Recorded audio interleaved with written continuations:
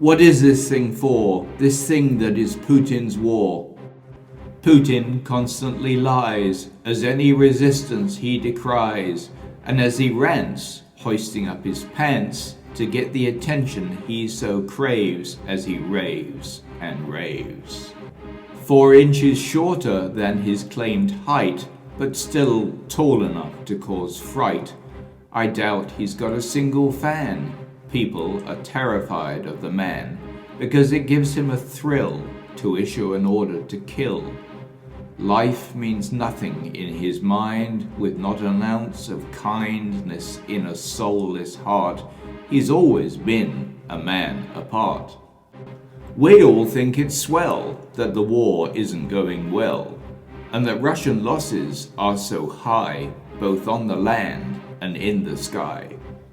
900,000 Russians sent off to war, and if we're keeping score, more than 193,000 are dead, and 579,000 with blood running red.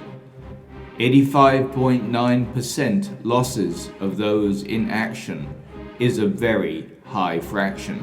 Losses that Putin cannot sustain, no matter the propaganda refrain.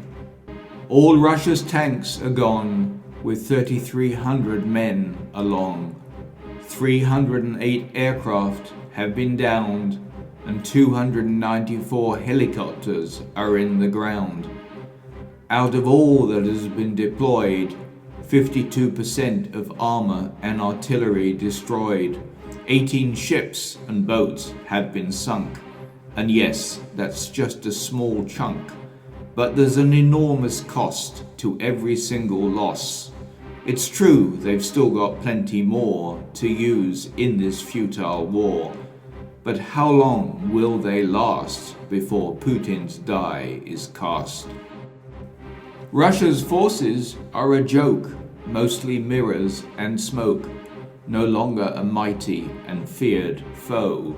This war's been able to show the trained Russian soldiers are few, and between me and you, and if I might be so bold, their equipment's mostly old, needing lots of repairs for which they have no spares.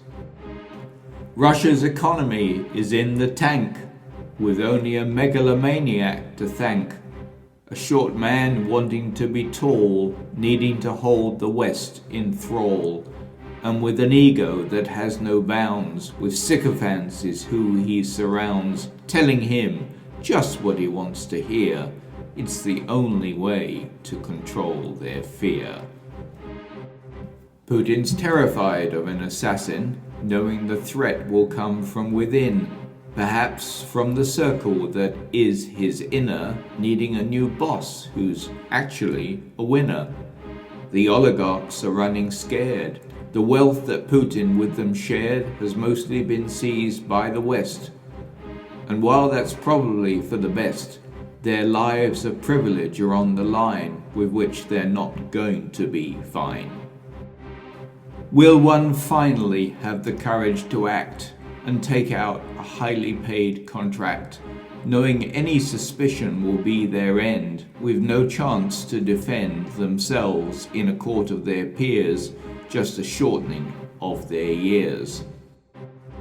Will the army move in to seize power, or will they continue to cower as their forces continue to shrink? What must they all think? But while this is all going along, Republicans in the US sing a different song.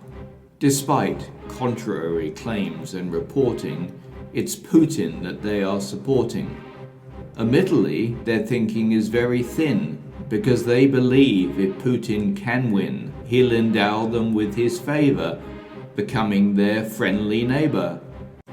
But the mistake they are making is thinking that the win will be slaking, because Putin will always want more, which means another war. Sooner or later, another conflict will, on the thinnest of pretenses, inflict another country with Putin's ambition, with no tolerance of sedition. We are on the verge of the end of times, and that's not just from changes in the climes, but from a madman who runs a nuclear power becoming more unstable by the hour. Putin has gambled everything on this fight. When he loses, he won't slink into the night. All we can do is pray that in his rage he won't decide to engage and issue launch commands unless his territorial demands are unconditionally met. That will be the threat which the West will have to face and put Putin firmly in his place, once for good and for all, with nary a friend left to call. What is this thing for? This thing that is Putin's war? Putin's War was written and recorded by Michael Richard. All rights reserved.